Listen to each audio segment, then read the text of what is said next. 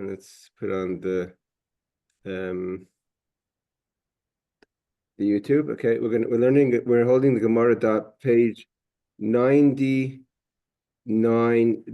Let's bring up the page here. Hold on.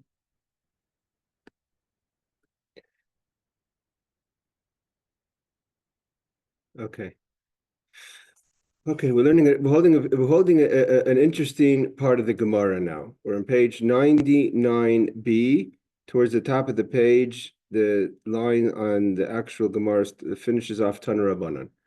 Okay, so we're holding out someone who is Dvar Hashem Baza, a person who is sort of say shaming the word of God, and we're going to move from there on to the description who is considered an apokoros, who's considered a person who's Megal Padam Shabbat Torah, different levels of heretics, and other interesting Gemaras as we move along in this fascinating Preke Chelek. So the Gemara says like this: Tanu Rabbanan, our rabbis have learned. Okay, we're going to talk about now Menashe, king of Yehuda. His father was Chizkiyahu HaMelech. So his father was the great righteous King Chizkiyahu HaMelech. He got married late in his life. He had a son, two sons. I think one died. The other one was Menashe, who was, I think, king at a very young age in his before his bar mitzvah. I think 8 or 9, because his father again had him at a late age.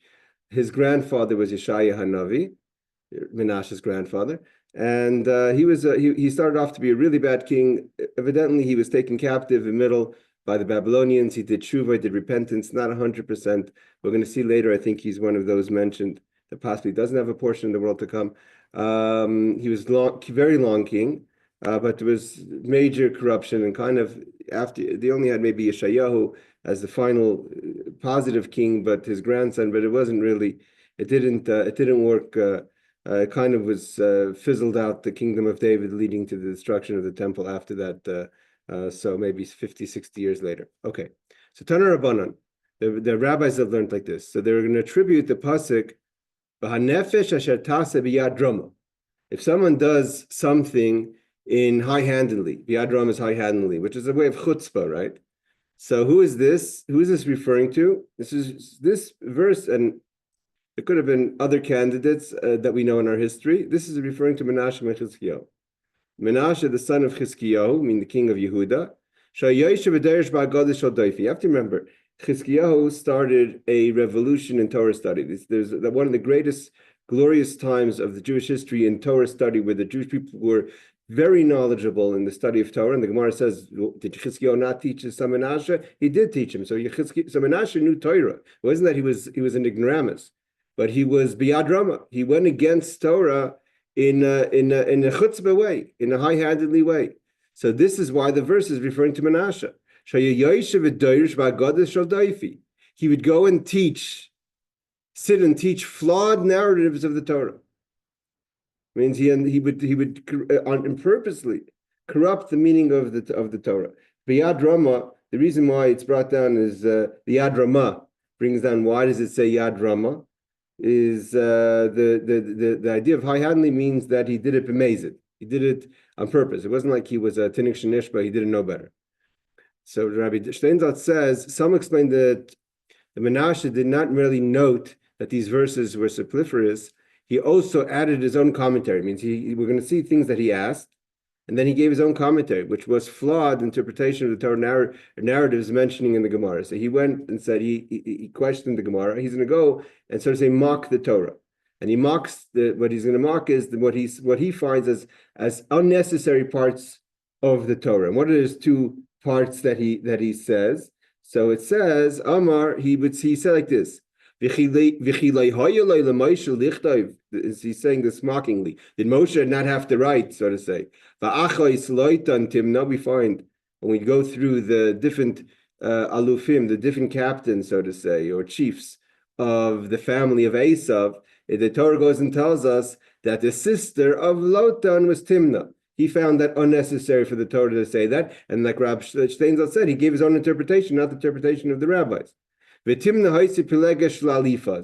And what happened to Timna was the Pilegesh, the concubine of Eliphaz, who was the son of Esau, the grandson of Yitzchak.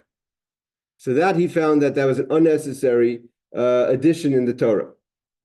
Then he found a challenge with what the Torah says, Vayelech Ruvain b'mei kitzir chitim, that Ruvain went in the time when they were cutting the grain, the wheat, so to say the spring. V'yimtza Duda'im basada, and he found Duda'im. What's what Duda'im is? He found Duda'im, a kind of flower or plant in the field. And we know the story that he brought it to his mother Leah.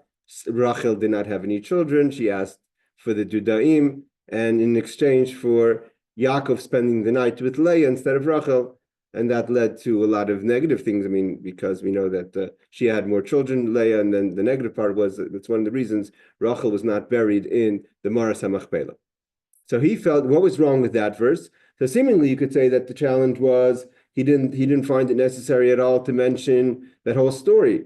Others say that wasn't the problem. The problem was, why did it have to say b'mei kitzir chitim? Why did it have to say when he did it? You just said that Reuven went and found Duda'im for his mother and he gave it to Rachel. What's the importance for the Torah to mention the time? The Gemorah is later going to say that the fact that the Torah mentions it is to teach us that even though it was a time that he was allowed to take the flowers for free, he didn't pick chitim, he picked flowers. It means he could have. It was after the harvest, so that he was allowed to go in and take wheat. He didn't because he didn't want to even have some sort of connection to robbery.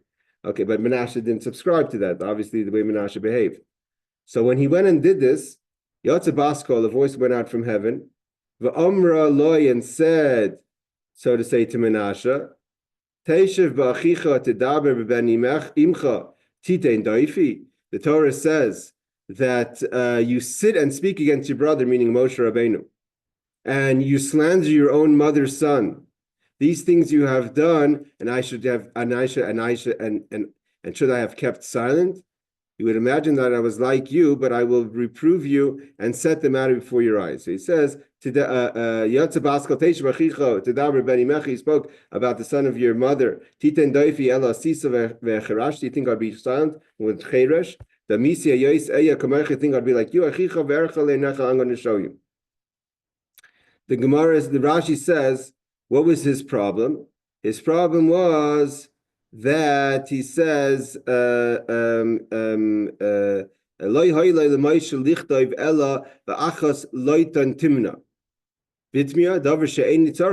why did the Gemorah have to why did the Torah have to tell us that Lotan's sister was Timna? And he was making fun. Moshe wrote it was unnecessary. Later we're going to learn that this is what it means in the Mishnah. That someone who doesn't have a portion of the world to come is a person who's Megala, who's an affront to Torah, which is worse than an apokorus, than a heretic. So that is Menashe, who's mocking and mistranslating Torah. And also Vayelech Ruvain, Rashi learns of seems from Rashi that Rashi learns the whole story was unnecessary, although it's kind of necessary because it explains how Leah ended up having two more children, which were Yisachar and Zevulun, and also later it's one of the reasons why it says she didn't marry to be buried. It's one of the reasons she didn't marry to be buried with Yaakov. But there are those who say that maybe Rashi is alluding to that it wasn't so much the story, but the Yimei Chitim, at the time of the spring. Why do you have to tell us when he did it? Okay, the Gemara continues. The Olav with reference to Menashe, king of Yehuda. There's a Kabbalah which says about basically how the Yetzer Hara works, which means that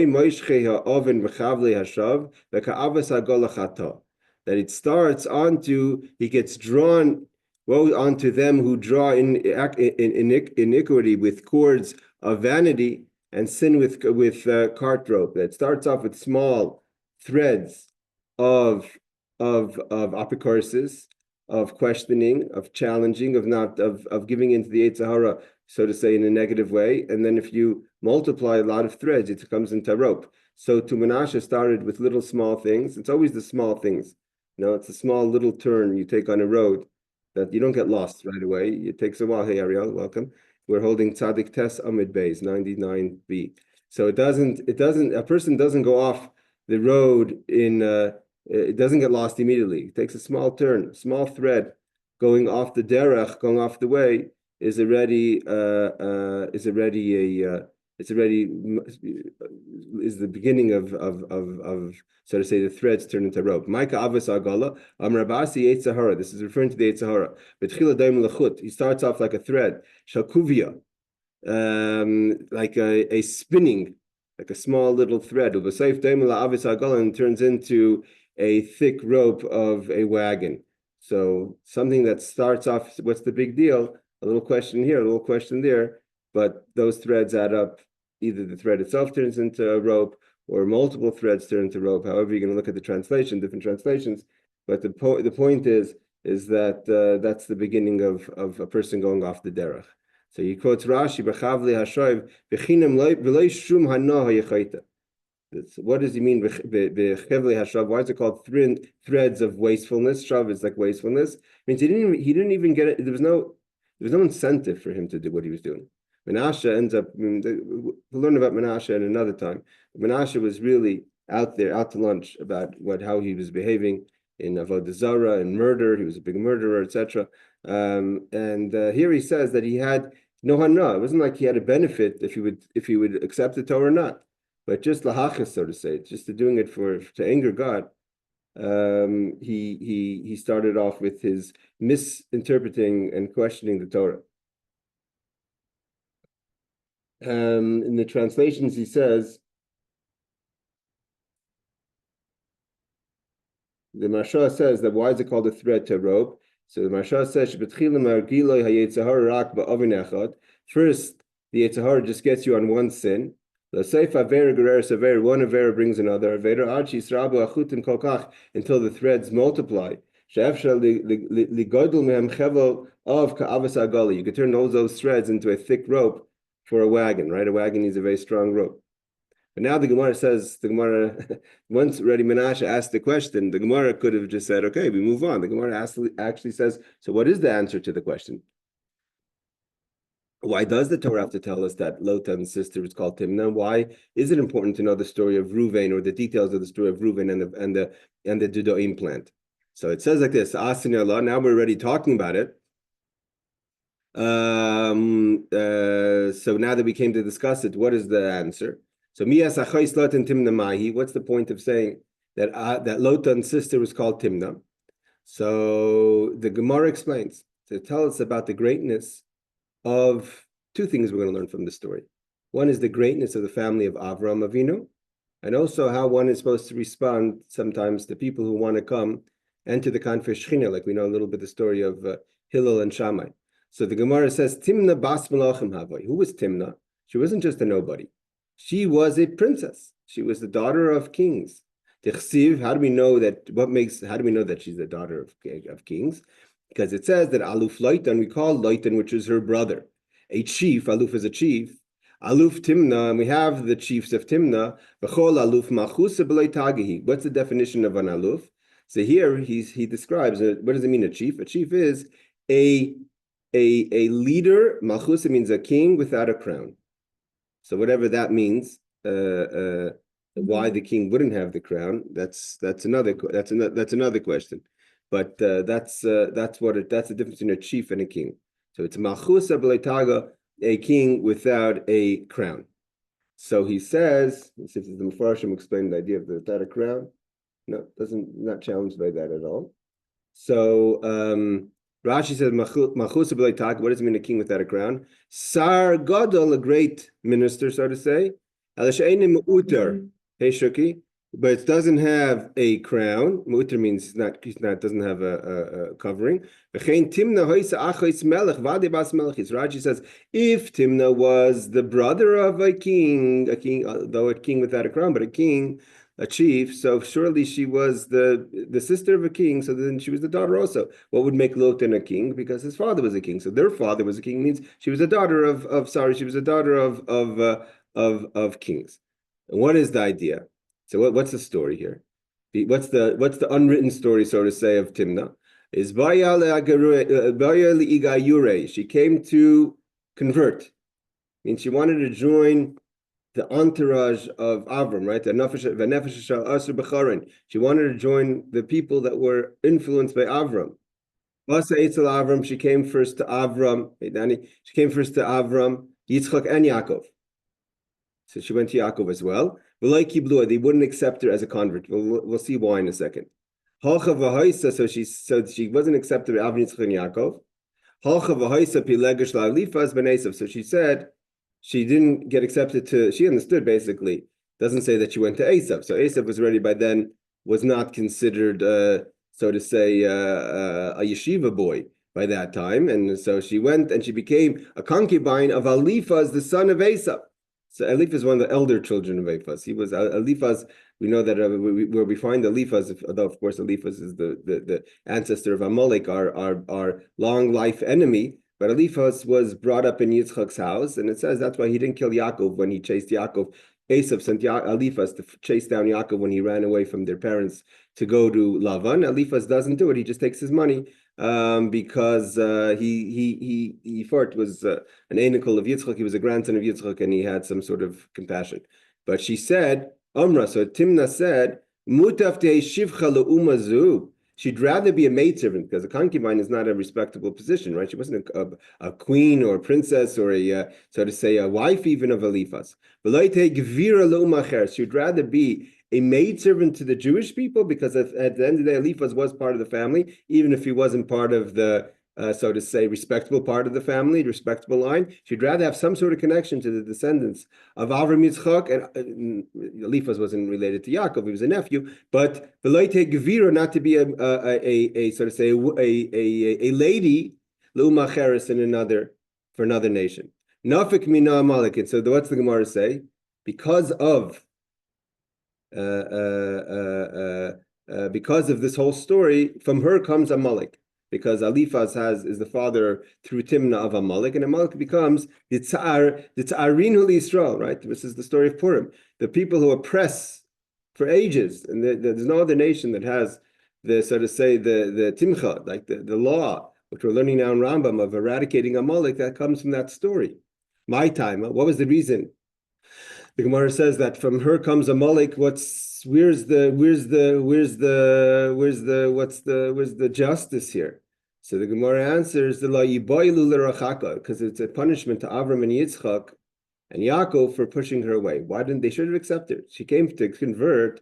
She came to join the right part of the family, and by not accepting, so she went to Eliphaz, and Eliphaz of Esav, and then comes in the Amalek. And why was that a punishment? That from her specifically comes the tyrant to the Jewish people, because they shouldn't have pushed her away. L'rachaka means to distance her. So Rashi says, Mutav she'ashivcha le'umazu. She said, I'd rather be a maidservant to this nation, meaning to the descendants of Avram, Yitzchak, and Yaakov. Livnei Avram, Yitzchak. Yaakov is in parentheses because she doesn't become part of Yaakov's family. She'en yira shemayim, that they are God-fearing. Giveres le'uma, shouldn't be a lady to another nation. L'kach nasis pelegish Eliphaz. Therefore, she was ready to compromise. You have to understand, she wasn't even accepted as a wife in Esav's family. Ben Esav Shayimizar Yitzchak, because like this, she was connected to the descendants of Yitzchak. So the Gemara says, what was the problem? The Rashi says, the Gemara felt they should have converted her. Now, what does conversion mean in those times? Obviously, it was before Matan Torah, but that means that to accept them under the family of, so to say, of Avram, Yitzchak, and Yaakov. The Yavit says that why didn't they really accept her?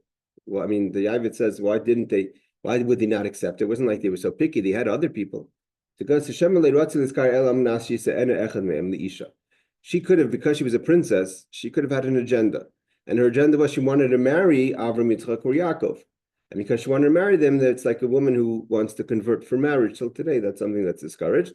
And therefore, they didn't want to accept it. That's what the Yavit says. Rabbi Steinzas is going to bring down, I think, a few other ideas. So Rabbi Steinzas says, she came to convert, and they did not accept her. Some say that they did not accept her due to her flawed lineage, as Timna was a mamzeres. The one thing was she wasn't for herself from a legitimate marriage. she was a bastard. Others explain that she was not accepted because her intention in converting was to marry one of the patriarchs, and thus those who convert for the purpose of marriage are not accepted. So therefore, she wasn't accepted because she had an agenda. So he does quote the Ivids. The loy boiler so what's the punishment? The punishment was, although the sages generally oppose attempts by Jews to initiate conversion, if a Gentile or a woman initiates conversion on his or her own, one should seek to accept it. That's a Tosfos. I'm not sure where this Tosfos is. It's not in our Gemorah, but it must be another Tosfos somewhere else. That she would have, that because she on her own came, they didn't go out her and promote, but she came herself, that they should have accepted her, notwithstanding of, let's say, her being a mamzeres or for her agenda to marry. Okay. Again, you have to remember, you could go either way over here in the story, because she was a mamzeres, or she was also a princess. Okay. So what was the other issue that Menashe had? The other issue Menashe had was that he didn't like the story of Ruvain that went out in the days of the wheat harvest. So Amar Rava, Rabbi Yitzchak Amar Rav, Rava, the son of Rabbi Yitzchak, said in the name of Rav, Mikan Tzadikim, from this we see, from Ruvain, that She'ein Poishtin Deim Begazel. So he didn't steal, because he could have really, after the harvest, he could have went in after them and taken wheat. But wheat would have been obviously maybe a more preferable gift for his mother than the Duda'im. And instead, Vayimtzu Duda'im Basada, he took something that was for everyone to pick, which were Duda'im. We'll see in a second what Duda'im are. And the Gemara asks, what are Duda'im? Ma Duda'im, Amarav Yavruche, they are Yavruche. So we'll see in a second what that is. And Levi says Sigle, kind of violets. And Rabbi Yonasan says Saviske. I think Yavruche is a mandrake. How do you pronounce it? It's and that would explain why mandrake. That would explain why I think this is the plant. Why Rachel wanted it. See, this is the plant. The top over here, that's the fruit. This is the plant. This is the root. Evidently, the root of the mandrake has some sort of fertility, and that's why maybe Rachel wanted it, because she wanted to have children. It's supposed to be some sort of segula, I think, even in the world for fertility, and then maybe that's why Rachel wanted those duda'im from Reven or from Leah.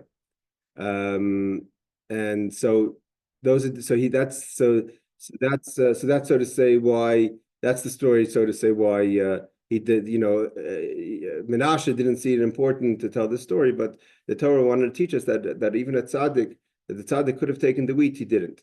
That's what he says, make it tzir chitim, after it's already harvest, then you could go into once the harvest, and it's not like you can't go into the field. The fields are kind of open to the public. Nevertheless, he took a yavruche. He says, La yispar shmahi. He doesn't know what the yavruche is, but again, I think Rabbi Steinsaltz is going to explain this in a second. Sigule is a kind of violet. Sigile ikre asavim v'humimini besamim v'himoy shal oisin asavim kari segel. Nami min besamim. It's a kind of fragrance. So these are fragrance flowers, or nice flowers, obviously, that our mother Rachel wanted to have. Before we go to Rabbi Steinsaltz, he says over here that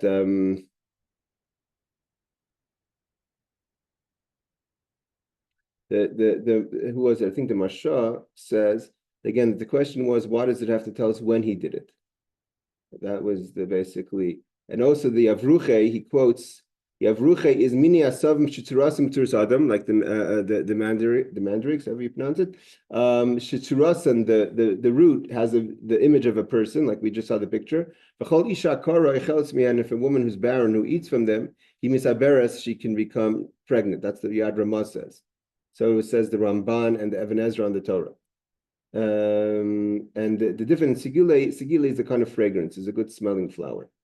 And Sabiski is also a kind of fragrance flower.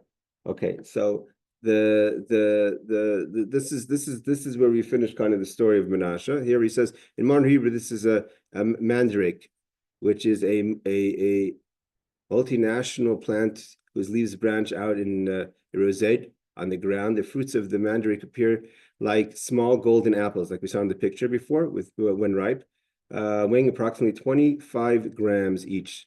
I guess it's very small. They emit a pleasant, pungent fragrance also when ripening during early summer. The reason the season of the wheat harvest, which would make sense why he took it then. There are many legends surrounding the plant, mostly concerning its roots, whose appearance evokes the image of a person. Throughout many generations, the root of the mandrake was a talisman for fertility. Sigle is violets, and Yavruche is, he says, an Arabic word, also meaning a mandrake.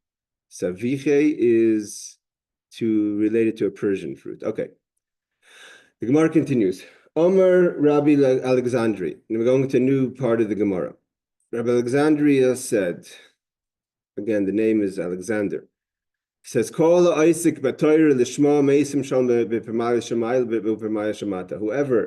this is a big deal, whoever studies Torah for the sake of Torah, lishma means you don't have an agenda. So by studying Torah lishma, you make peace between the upper entourage, Pamay Shemaila, Pamay Shemata, the lower entourage. Shneimar, like he quotes the verse and says, this is not just the studying of Torah, but the Torah lishma, for the sake of Torah. Like he quotes the pasuk in Yeshaya that says, "Oy yachazek b'mu'azi yaseh shalom li shalom yaseh li." It says 2 times shalom.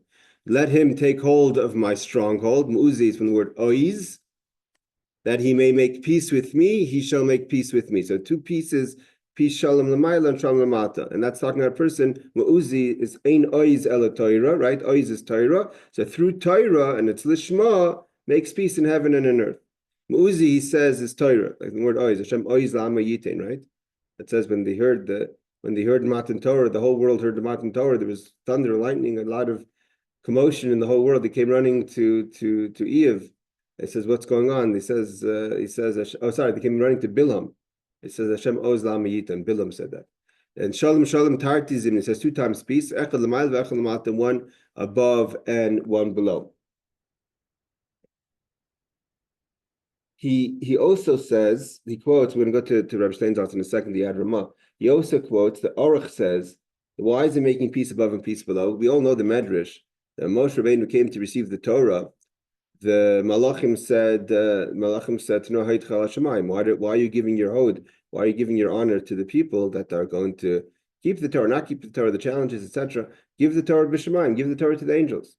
And that's the famous thing, the Medrash, and God told Moshe has to answer, and he said, you have jealousy, you've been in Egypt, you have parents, the laws in a spiritual way is not what the Torah is meant for. The Torah meant for practical laws, dealing with practical issues of jealousy, anxiety, respecting your parents, respecting each other, finding the love within you, the challenges that the humans have, not the angels.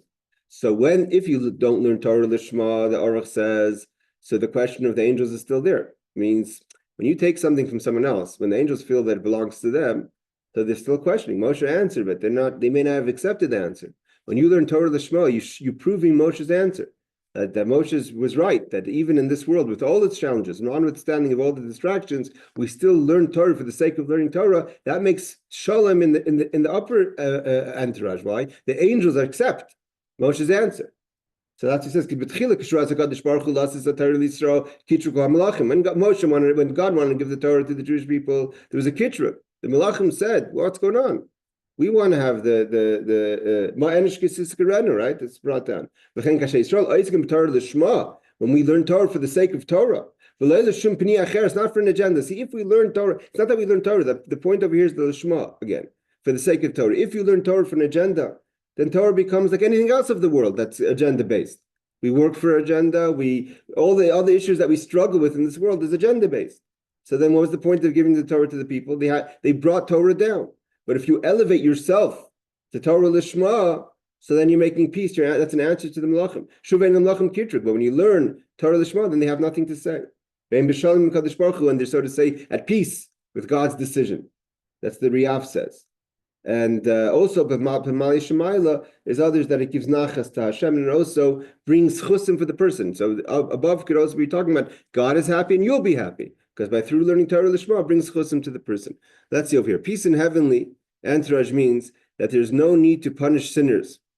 He calls about the Ramah. That means God overlooks the sin. It means if there's no sin, there's nothing to punish. We're talking about where there is sin, and it overrides the punishment. You know, the power of Torah. And peace in the earth, in the earthly entourage means that due to the merit of one's studies of Torah for its own sake, there is peace in the place where he lives. That brings peace, shalom in the house, shalom in your community. If you see that there's a machlaikas in a community, then maybe look into if people there study Torah Lishma. Okay, that's just a side note. Rav says, what does this mean? As if you built a palace in the higher realms and in the lower realms. Like it says about learning Torah Lishma. So it says, you put my words, the words of Torah in your mouth. I'll cover you with my protection, like a tzel is a shadow. So it's in heaven and in earth. Lintaya is the plant and foundation, and plant in heaven and the foundation in earth. So that's talking about Platrin, that is a tzel, which is a place of refuge. Rabbi Yochanan Amar, Af Megan Al Kol Olam Kulai. Someone who learns Torah Lishma, the whole world is protected. It's a bit of a issue coming up now in Eretz Yisrael, where there's a lot of questioning about the studying of Torah and the necessity of the studying of Torah versus other things. We're going to see this Gemorah makes the argument for studying Torah. Rabbi Yochanan says, the whole world is protected because of the study of Torah, the Shema, for the sake of Torah. Shnemer, as it says, B'tzel yadi kisisicha. B'tzel yadi, with the shadow of the Torah, from the God's protection from the Torah, is kisisicha. He's protecting us. Levi, another opinion, says, Af mikar v'segula. If you learn Torah Lishma, it is going to bring it's going to hasten the coming of the Mashiach. Shnemer v'leimer l'tzion amiyata. You're my people. Again, you're saying Zion, my people, again, to bring God back to Zion. One of the explanation is, why is it Makar of the Geula? So someone says a good vart, and I think it's on this idea. Someone says a good vart that says that whoever says Torah, repeats an idea of Torah in the name of the person who said it, is going to bring Geula La'olam, right? I think it's Gemorah and Brachas. So if you say B'Shem, how do we know it? We know it from this week's parsha, right? It says V'Tomer Esther B'Shem Mordechai. It says in the holiday of Purim that Esther told in the name of Mordechai. From this we learn that you have to quote the person you heard it from. That's the Gemara's basis for it. So, and it says whoever does it may be Geula. Why? Because when Esther just told, what's the story? The story was Esther tells Achashverosh that Bigsan Viseresh want to kill him because he overheard the conversation that Bigsan Viseresh, everyone knows the story of the Megillah, plotted to kill Achashverosh, and it says V'Tomer Esther B'Shem Mordechai. Esther said name Mordechai. What is the turning point of the story of Purim? Was when at night when Achashverosh can't sleep and he's going through his Seif Divrei Yomim, his history books, and the story comes up of how Mordechai saved Achashverosh's life by reporting on Bigsan Viseresh, and that led things that he got upset with Haman, and all that one thing led to the next, and ended up bringing Geula, redemption. So the redemption of Purim technically came from Esther quoting the name of Achashverosh. So therefore the Gemara says whoever mentions in someone's names brings a Geula, a redemption to the world. Who is a person who wouldn't quote something in someone's name? Someone who doesn't learn Torah for the sake of Torah.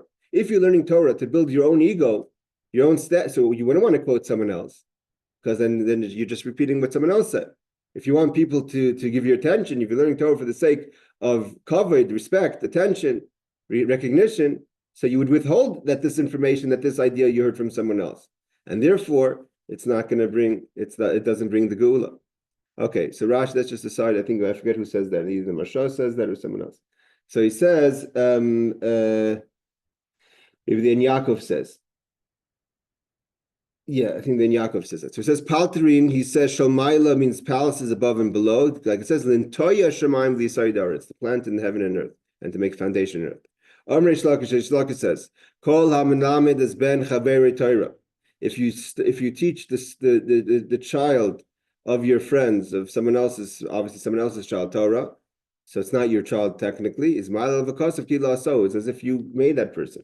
Where do we know that? What's the quote? So the verse that we said before about Avram and Sarah, V'Sanevesh Asher Asu B'Charn. Avram and Sarah taught people Torah, brought people under the Kanfi Shechina, and therefore they it says that he made them. Hanefesh Asher Asu B'Charn. They made them. So we see that if you teach them Torah, as if that's why halachically, when it comes to kibbud aveim, respecting your father and respecting your teacher, there's a lot of halachas that depending on the level of the teacher, if it's a Rebbe Muvak, etc.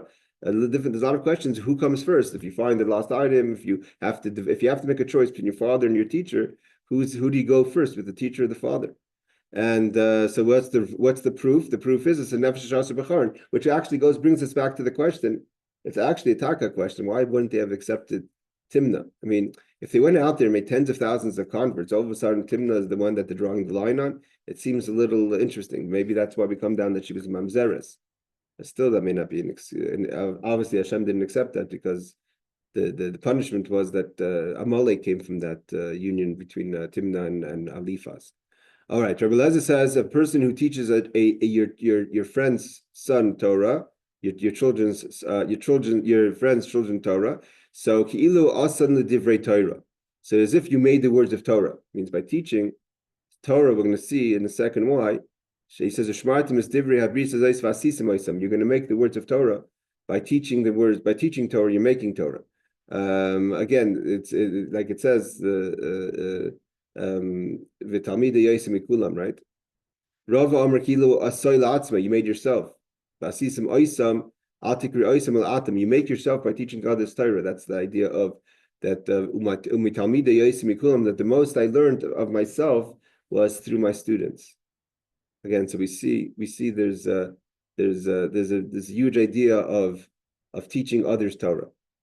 So from the verse, it says Asher Asu B'Char, and the people, the souls that Avram and Sarah made in Chara, the Metargamiman, the Sha'abidu Lairaisa, that the Unkeles, the translation is that he made them to Torah. Lairaisa means the Torah. B'Charan, B'Char Le'asi, and they called them as if they made them. So by bringing them to Torah, the Torah attributes as if Sarah and Avram made these people. Kilo asu la'isei dvar mitzvah. If you made the mitzvah itself, if you teach them Torah. All right, Omer Rabbi Abba. Rabbi Abba says, there's other commentaries on these ideas, but Moshe, why does it say? There's a pasuk that says we say in the davening Meiser Adam in a Behema Ayin, that a person really is no different than an animal, right? We say that always in davening Meiser Adam in a Behema Ayin. So what does change a person? What makes you an Adam from being a Behema is Torah. So when you teach someone Torah, you make that person from a Behema to a person. Okay, so he continues. He says like this. Amar Rabbi Abba said, Kol ha'ma'aisa es chaveru dvar mitzvah. If you bring someone to a mitzvah, not just a Torah study, ma'al kasakila so as if you made the person. As if you did the mitzvah itself. Means if you bring someone else to do a mitzvah, then the mitzvah is connected to you. That's why it says it's a big deal to inspire others to do mitzvahs, especially tzedakah. Even if you don't give the charity yourself, but you inspire others, that's what you can give. You could inspire others to give. Then it's as if you're also a partner of the mitzvah. Where do we see that? We see that from the story of Moshe and Aaron, right? Moshe doesn't hit the water because Moshe was not allowed to do the first 3 plagues. But it says, God said to Moshe, take the staff that you hit the water, but he didn't hit the water. Did Moshe hit the water? We always just learned the story. Aaron did it. So this is to teach you, because Moshe instructed Aaron to do the mitzvah, is my love of so therefore Hashem attributed the mitzvah to Moshe himself. So like it says, we see clearly the Torah says that that Aaron was the one who hid it, and not Moshe. But nevertheless, the Torah says because he instructed. So a person who instructs for mitzvah, the mitzvah is attributed to him or her. Okay, now we finish now, so to say, this part of the Gemorah. Now we're going to go a little further. We have a little time. Where the Mishnah talks about those who have their share in the world to come, and the next candidate, so to say, on the list is an apikoros. The question is, what's an apikoros? There's apikoros is we always attribute apikoros to the heretic, but what does it mean to be apikoros? What defines an apikoros? So now the Gemara is going to go into that question. What is an apikoros? The famous idea that the apikoros is a person who's looking to anger God, but that's where the Gemara really attributes that to the Megalapanim the Torah. Okay, so the Gemara says Rav Reb Chanina. Amri Tevayu, they both say Zamavaza Talmid Chacham. You want to know what an apikoros is? An apikoros is if you shame a Torah scholar. End of story. Rabbi Yochanan and Rabbi Shua ben Levi Rabbi Yochanan and Rabbi Shua ben Levi said, Shua ben Levi was a little bit before Rabbi Yochanan's time, so I think Rabbi Yochanan also learned by Rebbe, and that would explain how they're in the same time. Zamavaza chaver b'fnei Talmid Chacham. An apikoros is, and this is a hard definition, not that you're shaming the Talmud Chacham, but you have such a disregard for the Talmud Chacham that you don't behave properly, right? If you wouldn't behave a certain way in front of someone that you respect. If you don't respect someone, so then you don't have a problem shaming someone else in front of the Talmud Chacham. So you're not shaming the Talmud Chacham himself. I didn't say anything to you, but if you really respected the Talmud Chacham, the Torah scholar, you would never shame someone else in front of the Torah scholar. It means you have a total disregard for the Torah scholar. So there's different ways of how you show it. Is it by shaming the scholar himself? Or a different type of disregard is shaming someone else in front of the scholar. But the different types of disregard. So it's so Rabbi Steinzat says, one who does this display of lack of shame in the presence of a Torah scholar, means you're not shaming the Torah scholar himself, and conducts himself as though the Torah scholar were not there, totally disregard. So that's a person who is apikoros. If the other person deserves rebuke, the Torah scholar should be the one that rebukes him. That's the number one. Who are you to rebuke in front of the Torah scholar? If he does not deserve rebuke, one must certainly refrain from sinning by treating him with contempt before the Torah scholar. So one of the two. If the person deserves to be told off, it's not your job. The Talmud Chacham is there. There's someone greater than you there. And if not, then obviously you have a total disregard. It's the question is like this, and sometimes, and this is actually I'm not sure if you want to talk about severity or not severity, but I think it's a different type of disregard. The disregard of conduct in front of someone as opposed to the disregard of conduct to someone. And the Gemara actually tries to break it down here.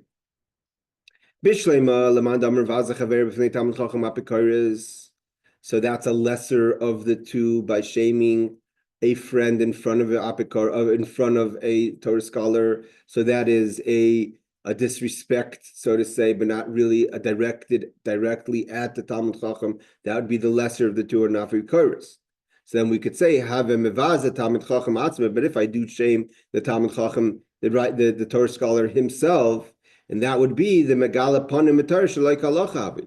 That would be the one who interprets the Torah inappropriately. Means that we had two peoples that don't have a share of the world to come. One is lesser than the next, the apikoros, and the one who's what's called megala panim Torah shalai halacha. The actual translation means that you interpret the Torah not according to the law. But we could attribute that to someone who disrespects the Talmud Chacham, because you're shaming the Talmud Chacham, the Torah scholar, is shaming his knowledge. But if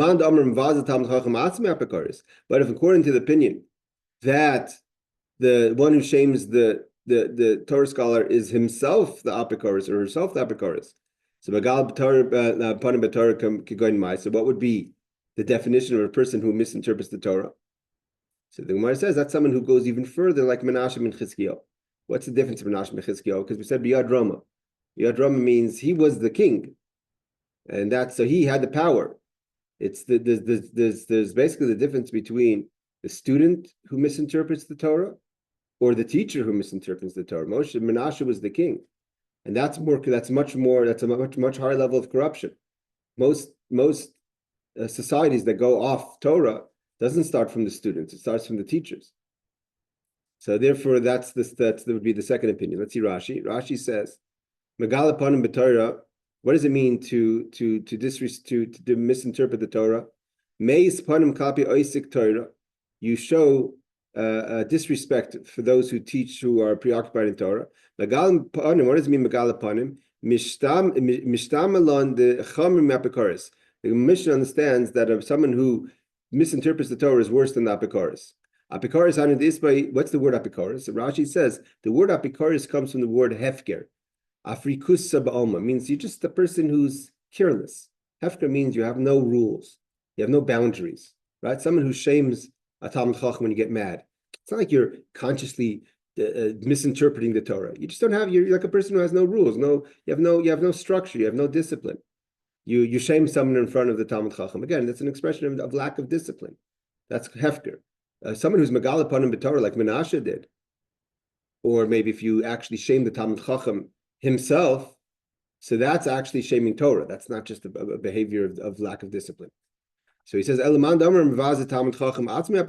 to the opinion that shaming the Talmud Chacham is itself an expression of lack of discipline, of hefker, is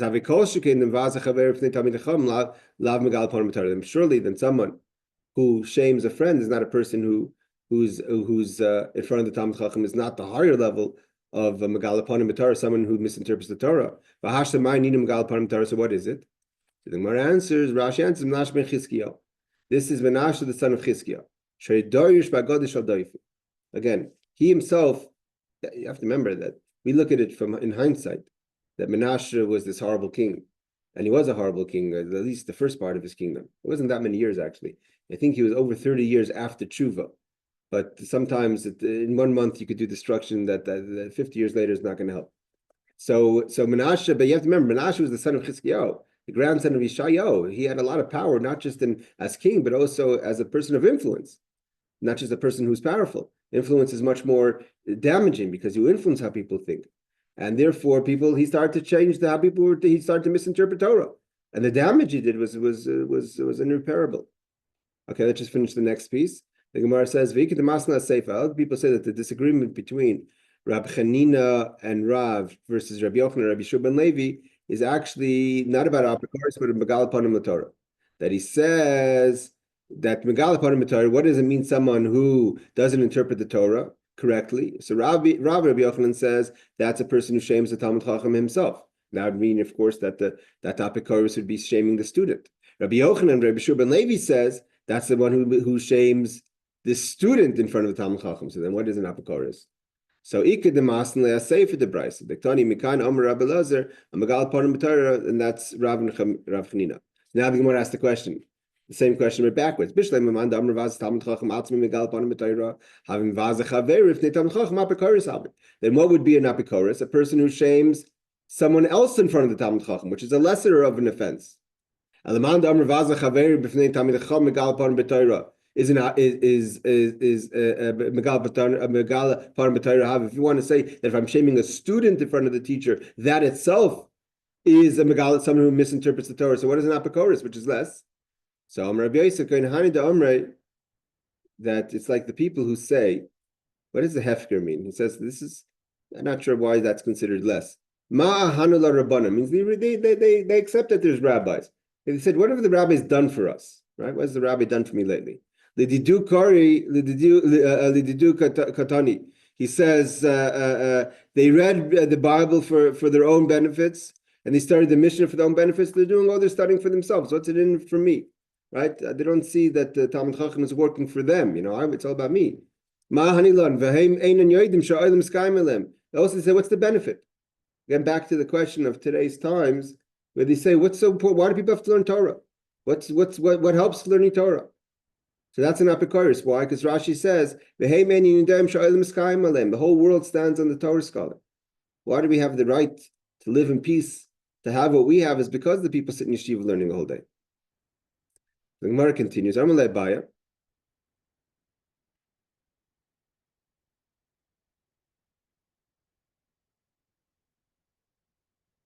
Let's just go a little further. Amalei Baya said, "Hi Megal Panim Torah Namihu, that this is also a person who is not a person who says, what has the rabbis done? What is it? What do they help for the studying of Torah? That's also a person who misinterprets the Torah. Because it says, if not for brisi, which is Torah, day and night, people who study Torah day and night, then the chukais, the laws of the world, Shemayim V'aretz, are not going to have. The world stands on the people who keep the bris, the covenant of Torah.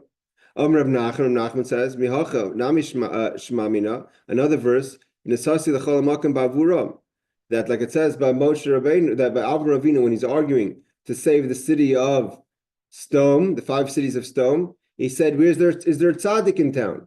What do we see clearly? That had there been a tzaddik in town, the whole city would survive on that. So the person who doesn't recognize the importance of Torah. You don't agree with Torah if you don't recognize the power of Torah, Rashi says. The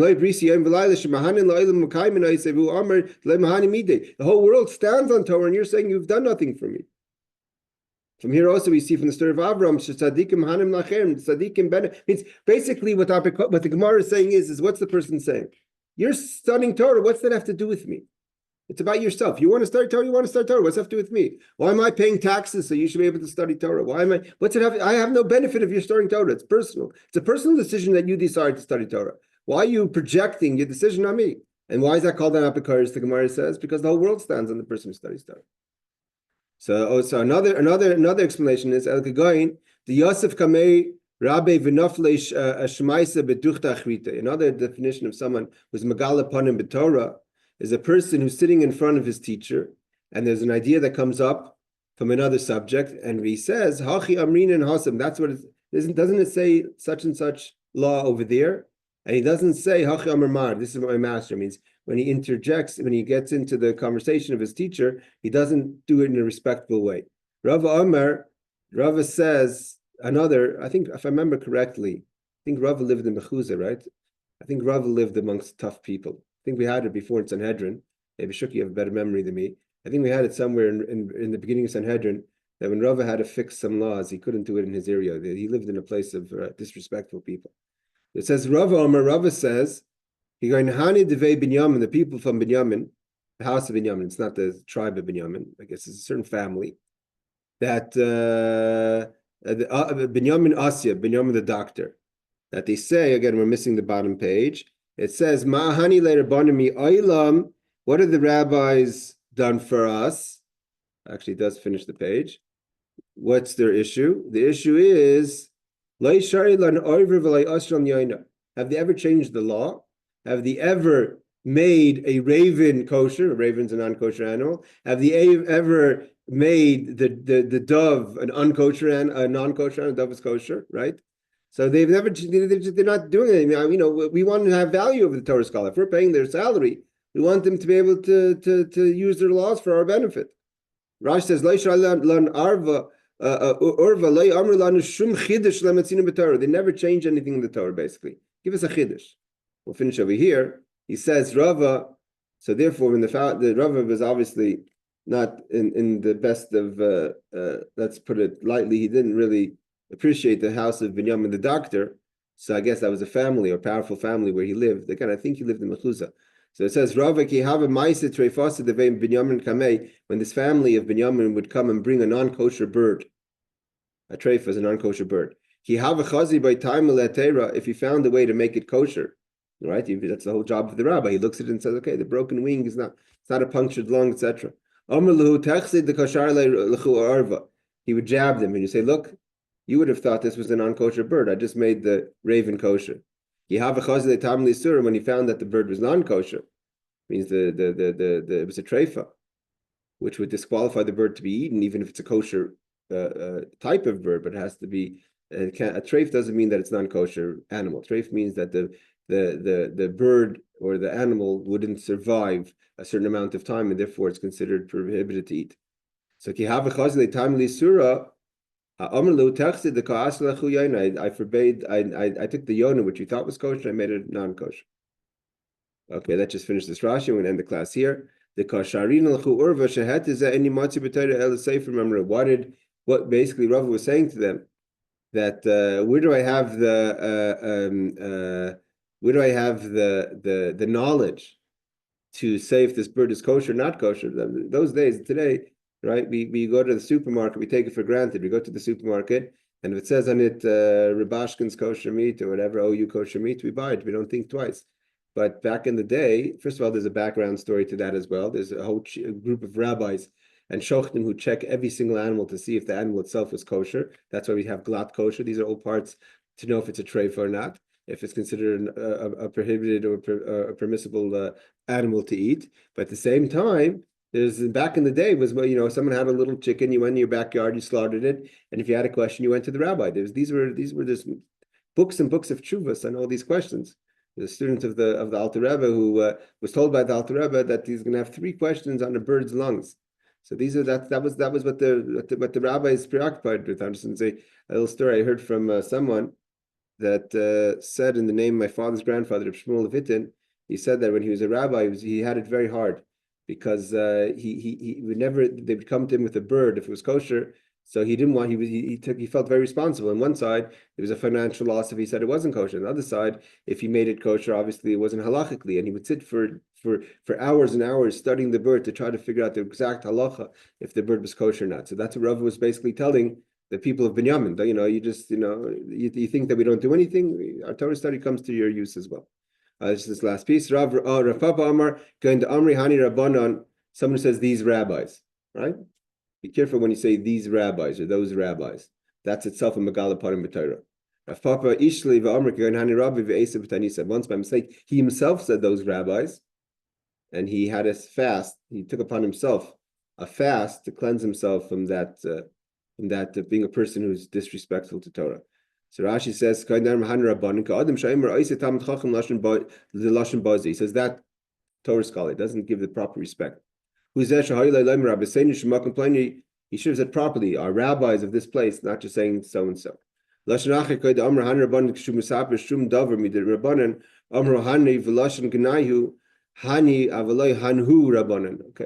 difference between hani, these or those. These rabbis or those rabbis. So he talks kind of in 2 familiar terms. It's about a familiarity. You're too familiar with the rabbis, but that's a sign of lack of respect. All right, everyone. We took it all the way to the wire here. Thank you for joining. And Be'ezrat Hashem, we'll see you next week. And Chodesh Tov. Take care. Thank you, Rabbi.